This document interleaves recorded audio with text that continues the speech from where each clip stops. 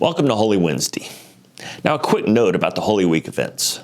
The Gospels do not say this happened on Monday, this happened on Tuesday, this happened on Wednesday. And there's even some apparent contradictions about what happened on which day. For example, the cleansing of the temple happening on Monday.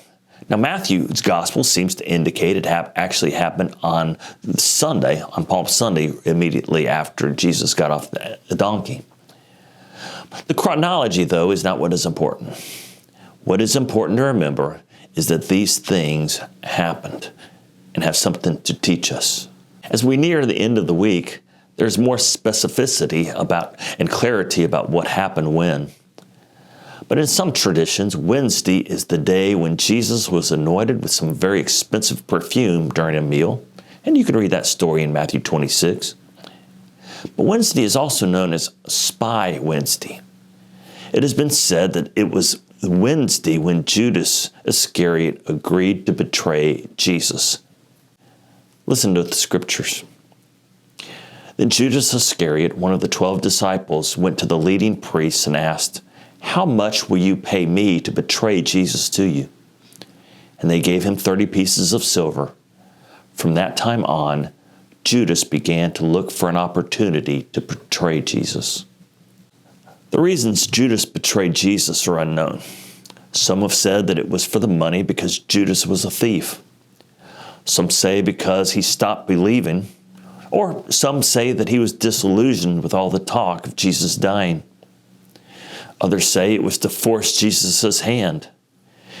He was hoping that by betraying him, that Jesus would rise up and start a revolution, which he wanted so badly. Others have said that it was to avoid a revolution, so bloodshed wouldn't happen. There are other reasons that have been given.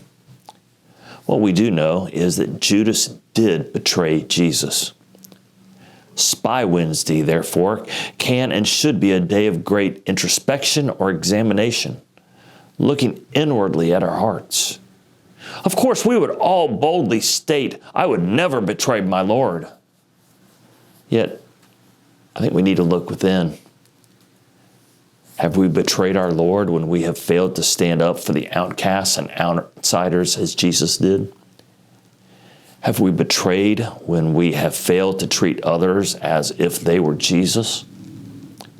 Have we betrayed Jesus when we have failed to invite others to follow? I think that we need to examine our lives, see what Jesus has done for us. Of course, the good news is that while we all have betrayed at times, the grace of God is always available. And when we confess our sin and when we turn again towards God, there is always forgiveness. There is always forgiveness. You know, maybe there are different ways to betray Jesus. So I invite you to this day to take a few minutes and ask yourself the hard questions. When have you failed to stand up for Jesus? When have you betrayed? Confess them to God, and then receive the sweet peace of forgiveness.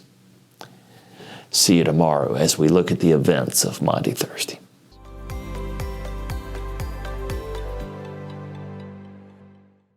The Gospels do not say, "This happened on money." The Gospels do not say, "This happened on money." Wishful thinking. The specific reasons which Jesus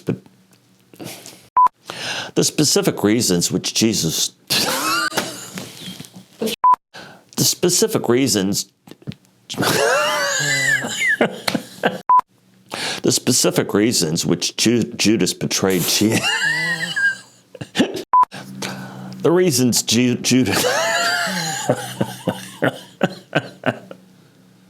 At least we can come to work and have fun and laugh a little bit, all right? Oh, yes. We might need it.